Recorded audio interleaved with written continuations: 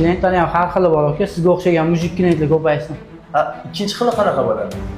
Aka, o'sha ikkita xonani gipskadon tayyor bo'libdi.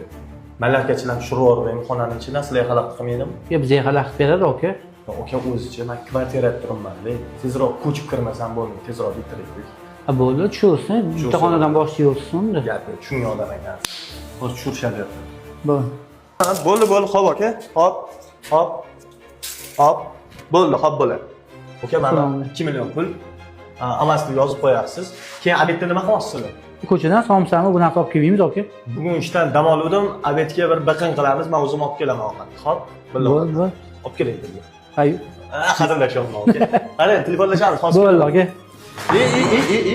To'xtang. Ya qo'yavering aka. Qo'yavering, qarashim, ayoqdan surmang. Rahmat aka. Endi har xil klientlar bor, endi men yaxshi klient bo'ldingiz sizga. Bering. Ya qo'yavering aka. Qo'yaversin. O'zi olib kirib qo'yaman. Mana aka gipskadon ishlab tugadi. Gipskadonli ishlar bo'lsa, turasiz aka bemalol. Hisob kitobi nima bo'ldi? Telegramga tashlab qo'ydim. Bo'ldi, cho'tki aka, qo'lingizda dard ko'rmasin.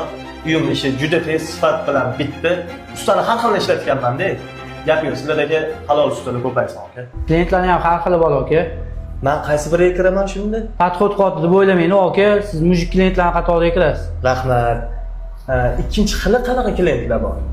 Buni obunachilar bilishadi. Kommentga yozib yuboringlar.